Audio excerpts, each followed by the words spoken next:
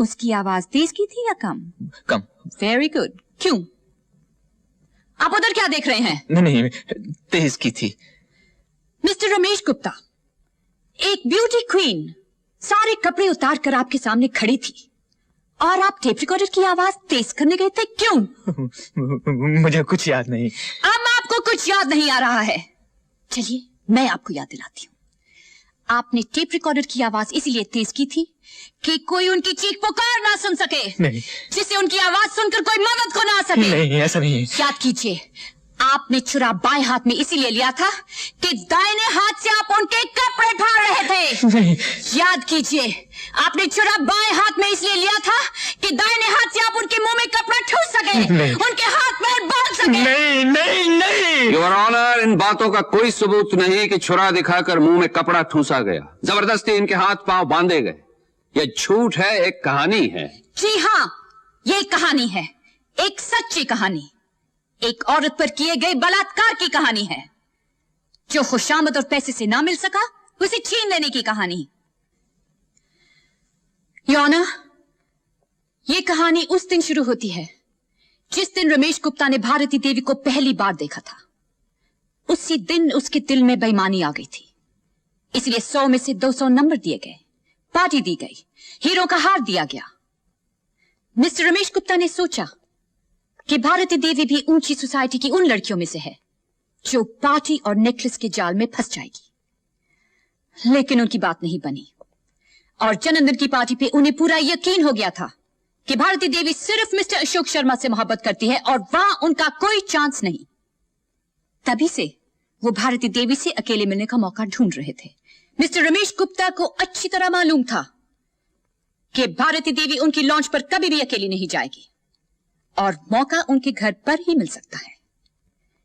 इसीलिए फोटो दिखाने के बहाने वो उनके घर पहुंच गए। अकेला पाते ही टेप रिकॉर्डर की आवाज तेज कर, हाथ में छुरा लेकर उन पर झपट पड़े, हाथ पैर बांधकर उनका सब कुछ लूट लिया, उन्हें बर्बाद कर दिया, मिटा दिया। मिस्टर रमेश गुप्ता, एक रोज जिस औरत ने तमाम लोगों के सामने आपको ताज पहनाने की इज्जत दी, अकेला पाते ही आपने उसी की इज्जत लूट ली। वाह, क्या बेमिसाल मोहब्बत है आपकी, जो हाथ में छुरा लेकर की जाती है। Your honour. वकील साहब, हाथ में छुरा लेकर मोहब्बत नहीं की जाती, बलात्कार किया जाता है, जो मिस्टर रमेश गुप्ता ने किया है। इसके लिए इन्हें ऐसी सजा मिलनी चाहिए कि फिर कभी कोई आदमी किसी अबला की इज्जत लूटने की हिम्मत ना कर सके। That's all, Your Honor.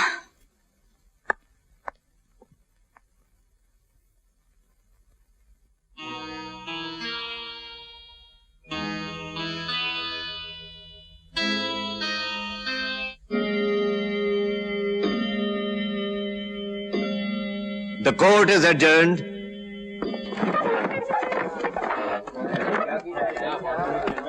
Bharti जी, आप ऐसे क्यों चुप खड़ी हैं? क्यों नहीं अदालत को सच सच बता देती? आपने जो चाहा मैंने वही किया और आज आप ही मुझे बर्बाद करने पर तुली हैं। अगर आज आपने अपनी जुबान बंद रखी, अदालत को सच सच न बताया तो ये बेगुनाह मारा जाएगा। भारती जी, प्लीज ऐसा मत कीजिए। प्लीज भारती, अदालत को सच सच बता दीजिए।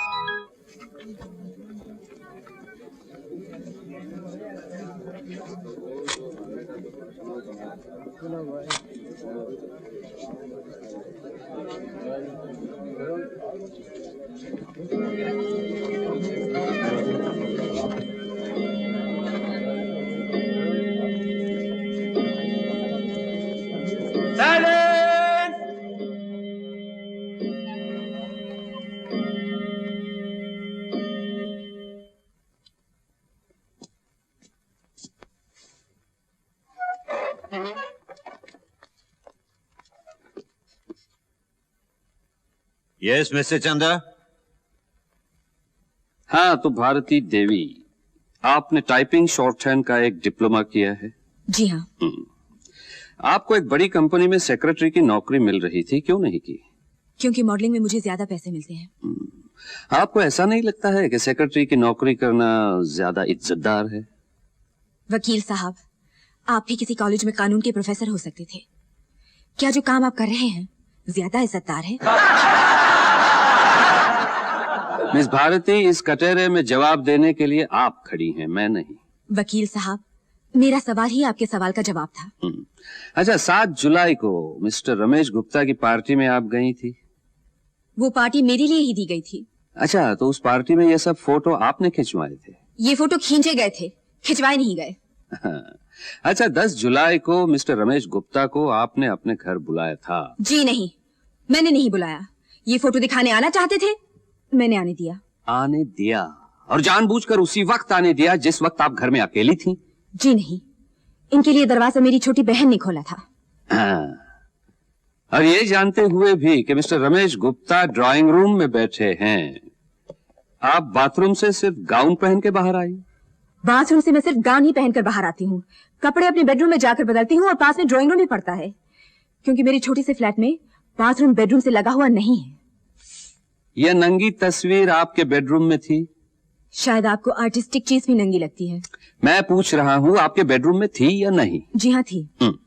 उसी बेडरूम में जिसमें आप रमेश गुप्ता को लेकर गई थी? मेरे फ्लैट में सिर्फ एक बेडरूम है और वहां मैं किसी पराये आदमी को लेकर नहीं जाती, रमेश गुप्ता को भी नहीं। लेकिन आप उन्हें शूटिंग दिखाने तो ले गई थी? मैं शूटिंग दिखाने भी किसी को लेकर नहीं जाती, ये खुद आए थे। तो आप कहती हैं कि मिस्टर रमेश गुप्ता ने आपके हाथ पैर बांध दिए थे? तो आप बाहर कैसे निकली? जाने से पहले इन्होंने मेरे एक हाथ की रस्सी काट दी थी। अरे वाह, एक आदमी जो बलात्कार के लिए हाथ पैर बांधेगा, खोलेगा क्यों?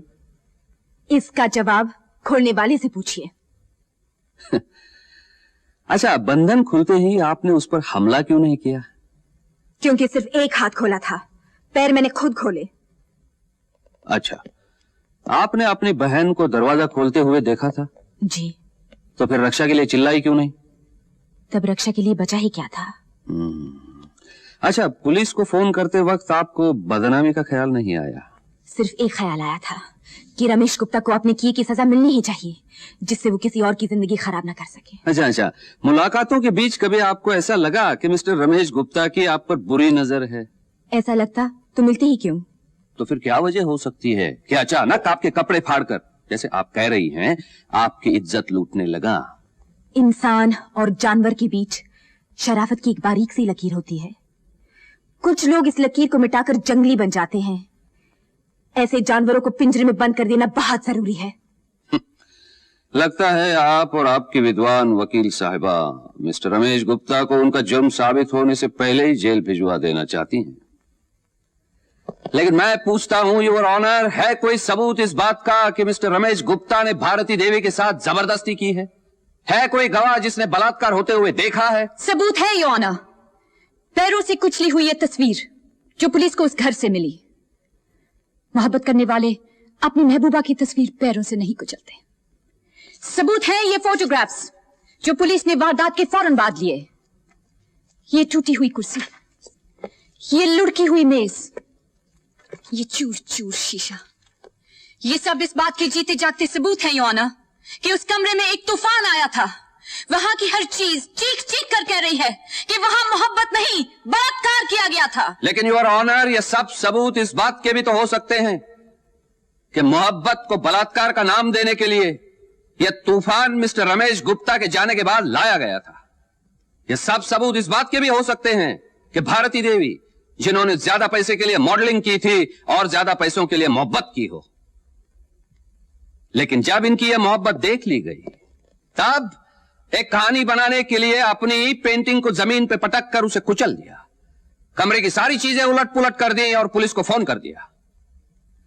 योर ऑनर, ये सारे सबूत जो सिर्फ 5 मिनट पे पैदा किए जा सकते हैं, झूठे हैं। इन्हें दिखाकर सिर्फ सच को छुपाने की कोशिश की जा रही है। मैं फिर पूछता हूं, है कोई गवाह जिसने रमेश गुप्ता को भारती देवी का बलात्कार करते हुए देखा है? योर ऑनर, मैं काबिल वकील साहब को बता देना चाहती हूं कि बलात्कार के समय ना पुलिस पास होती है, ना कानून पास होता है और ना कोई शरीफ गवाह। अगर इनमें से कोई भी पास होता तो फिर बलात्कार ही ना होता। योर ऑनर, वकील साहिबा बिल्कुल सही फरमा रही हैं कि जहां शरीफ गवाह होता है वहां बलात्कार हो ही नहीं सकता। मैं भी तो यही कह रहा हूं कि यह बलात्कार नहीं है, इसलिए कि वहां एक शरीफ गवाह मौजूद था। उसे न जाने क्यों वकील साहिबा ने छुपा कर रखा है अभी तक। शायद इसलिए कि उसने अपने आंखों से सब कुछ देख लिया है। योर ऑनर, वो चश्मदीद गवाह है भारती देवी की छोटी बहन नीता सक्सेना। योर ऑनर, असल में यही लड़की इस केस की जड़ है, जो शुरू ही ना होता अगर नीता सक्सेना अचानक पहुंचकर अपनी बहन को उस हालत में ना देख लेती। योर ऑनर, एक औरत दूसरों की नजरों में गिरना बर्दाश्त कर सकती है, लेकिन अपनी संतान, अपने भाई बहनों की नजर में नहीं। वहां वो हमेशा देवी बना रहना चाहती है। भारती देवी भी एक औरत है और अपनी छोटी बहन की नजरों में एक आदर्श नारी बने रहने के लिए यह जरूरी था कि मोहब्बत को बलात्कार का नाम दे दिया जाए, और वही उन्होंने किया है। इसलिए योर ऑनर, मैं अदालत से प्रार्थना करूंगा कि नीता सक्सेना को गवाही के लिए बुलाया जाए। नीता सक्सेना को पेश किया जाए।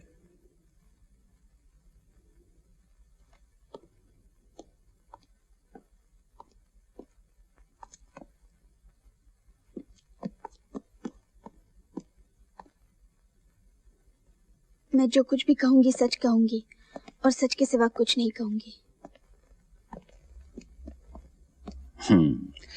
तुम्हारा नाम क्या है बेटी? नीता सक्सेना। क्या करती हो? स्कूल में पढ़ती हूँ। घर से स्कूल जाने के लिए कितने बजे निकलती हो? 9:30 बजे।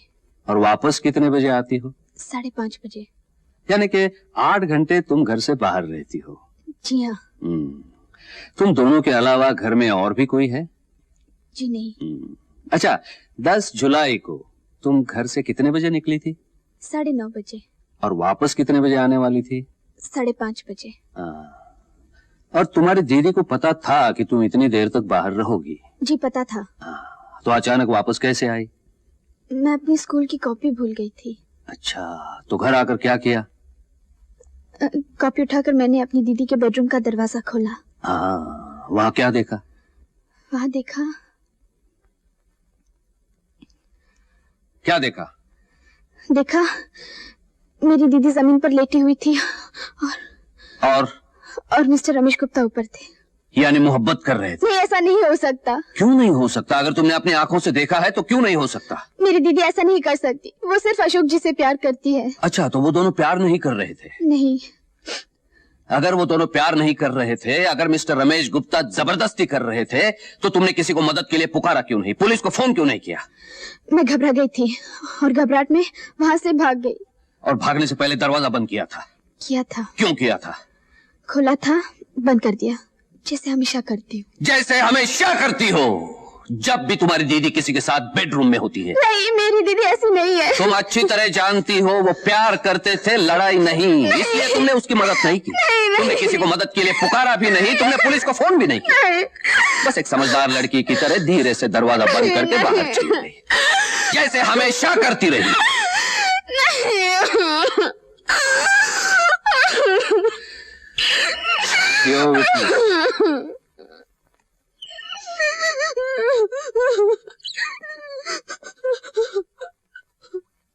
नीता,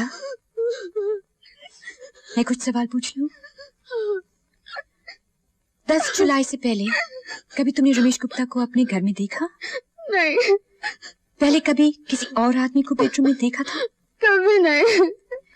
जब तुमने अचानक बेडरूम का दरवाजा खोला तो भारती देवी ने तुम्हें देखा? मैंने उन्हें देखते हुए नहीं देखा।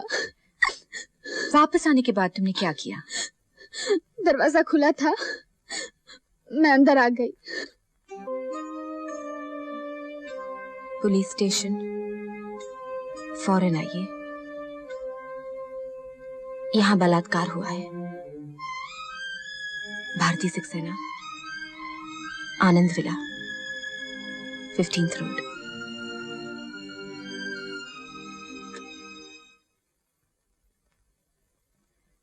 That's all, Your Honor.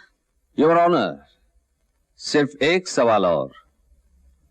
इजाजत है? हाँ, तो नीता, बलात्कार के बारे में पहली बार तुमने अपनी बहन को फोन पर कहते सुना? हाँ जी। तुम जानती हो ये रेप हो या बलात्कार क्या होता है? किसी से जबरदस्ती मोहब्बत करना। तो तुमने मिस्टर रमेश गुप्ता को कोई जबरदस्ती करते हुए देखा या नहीं? नहीं। लेकिन उनकी दोस्ती और रजामंदी के तमाम सबूत हाजिर हैं। सबूत नंबर 1, इनके साथ पार्टी में खींचे हुए ये फोटोग्राफ्स, ये बाहों में बाहें डाले हुए, ये गले में 15,000 रुपयों का हार पहनाते हुए। वो हार नकली है, हीरे झूठे हैं। हीरे झूठे नहीं है, आप झूठी हैं। योर ऑनर, ये रहा इस हार का बिल जो 15,000 रुपयों से ज्यादा है।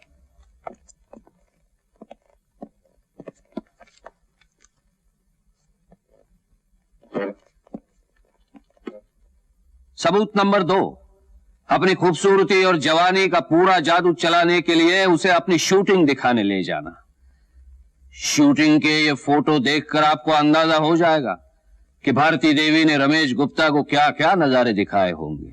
सबूत नंबर 3, अपनी जवानी के जलवे दिखाने के बाद मिस्टर रमेश गुप्ता को ऐसे समय घर पे बुलाना जब छोटी बहन 8 घंटे के लिए बाहर रहने वाली हो और यह घर में अकेली हो।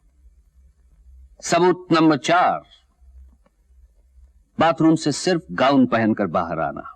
अगर उनके इरादे खतरनाक ना होते तो वो पूरे कपड़े पहनकर सामने आती, क्योंकि उन्हें पता था कि उनके छोटे से फ्लैट में बाथरूम और बेडरूम के बीच में ड्राइंग रूम पड़ता है जहां कोई बैठा उनका इंतजार कर रहा है। सबूत नंबर 5, ये औरत, इसका चाल चलन, इसका पेशा खुद एक सबूत है। आई ऑब्जेक्ट योर ऑनर, इनके पेशे का इसके से कोई संबंध नहीं। संबंध है योर ऑनर। बलात्कार के केस में औरत के चाल चलन, उसके पेशे का बहुत बड़ा संबंध होता है जिसे जानना बहुत जरूरी है। Objection overruled. Thank you your honour. Your honour, चंद रुपयों के लिए, एक बारीक सा कपड़ा बेचने के लिए यह औरत खुलेआम भरे बाजार में अपने जिस्म की नुमाइश करती है। ज्यादा पैसे कमाने के लिए अधनंगी तस्वीरें खिंचवाती है। योर ऑनर, भारतीय नाम रख लेने से ही कोई भारतीय नहीं हो जाता।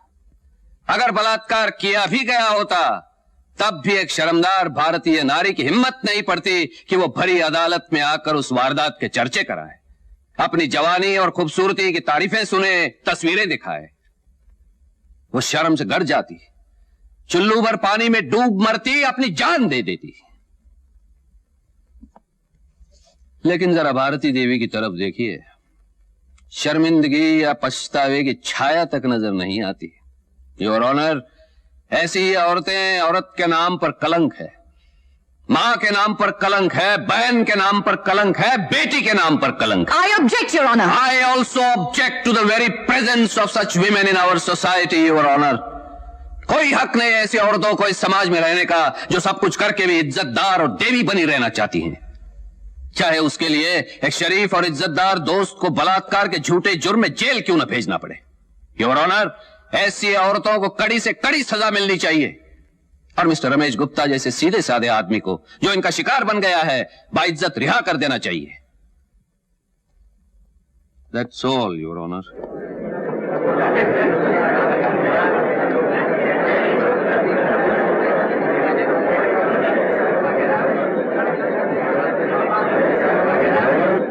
योर ऑनर, वकील साहब की नजरों में एक शर्मदार भारतीय नारी वो है जो मर्दों की जुल्म सहकर भी उनकी शिकायत नहीं करती। इनकी नजरों में देवी वो है जो अन्याय का फंदा गले में डाल घुट घुट कर मर जाती है पर आंसू नहीं बहाती। भगवान ना करे पर अगर कल किसी जंगली ने वकील साहब की बहन की इज्जत लूट ली तो क्या वो चाहेंगे कि बेचारी जुबान बंद करके देवी बनी रहे और इंसाफ का दरवाजा ना खटखटाए? I strongly object your honour. Objection sustained. No personal remarks please. Your honour, इस दुनिया में हर रोज किसी न किसी अबला नारी पर यह अत्याचार किया जाता है, उसकी इज्जत लूटी जाती है और फिर वकील साहब की दलीलों की दुहाई देकर उनकी जुबान बंद कर दी जाती है। हर रोज किसी की मां, किसी की बहन, किसी की बेटी एक जानवर की हवस का शिकार होती है, लेकिन बदनामी के डर से चुप रहती है। आज उन सब की तरफ से एक औरत ने कानून का दरवाजा खटखटाया है। उनकी इज्जत बचाने के लिए वो आपके सामने खुद को नंगा करवा रही है। योर ऑनर, दुनिया की कोई ताकत, कोई मसीहा, कोई भगवान इस औरत को वो वापस नहीं कर सकता जो एक जानवर ने उसे छीन लिया है। I object. I also object to the existence of such animals in society. ऐसे जानवर समाज के लिए खतरा हैं, एक माँ के लिए खतरा है, एक बहन के लिए खतरा है, एक बेटी के लिए खतरा है। अगर इन्हें सजा नहीं दी गई तो आज वो जो इस अदालत में खड़ा कानून के डर से थर थर कांप रहा है, कल कानून और उसके माहिरों को अपना पहरेदार समझकर शेर की तरह दहाड़ कर जब जिसे चाहेगा उठा ले जाएगा। योर ऑनर, अगर आज इसे सजा नहीं दी गई तो कल गली गली में जानवर इंसान का शिकार करेंगे और मां बहनों का रास्ता चलना मुश्किल हो जाएगा। खूबसूरत वकील साहिबा को उनके दिल हिला देने वाले भाषण के लिए मुबारकबाद देते हुए मैं वकील साहिबा से प्रार्थना करूंगा कि मिस्टर रमेश गुप्ता के थर थर कांपने से खुश होने की बजाय अगर उनके पास कोई ठोस सबूत हो तो पेश करें, वरना ऐसे दिल हिलाने वाले भाषणों से अदालत का वक्त बर्बाद न किया जाए। ऐसे भाषण तो हम इस देश में हर रोज सुनते रहते हैं। जज साहब, मुझे कुछ कहने की इजाजत है? इजाजत है।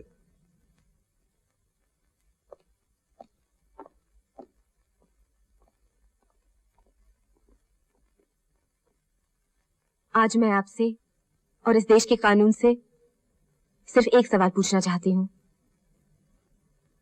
अगर किसी सच का कोई सबूत नहीं, कोई गवाह नहीं, तो क्या इसका यह मतलब होगा कि वो सच सच नहीं और आपका न्याय इसे झूठ मानकर सजा देगा? अगर मैं ये साबित नहीं कर सकती कि भगवान है, तो क्या आपका इंसाफ ये फैसला सुना देगा कि भगवान नहीं होता? इंसाफ की बुनियाद भावनाओं पे नहीं, सबूत पे रखी गई है। भगवान का संबंध भावनाओं से है, दिल से है, विश्वास से है। हमारा विश्वास कुछ भी हो, दिल कुछ भी कहता हो, लेकिन अदालत की नजर में हर शख्स बेगुनाह है जब तक उसका जुर्म साबित नहीं हो जाता।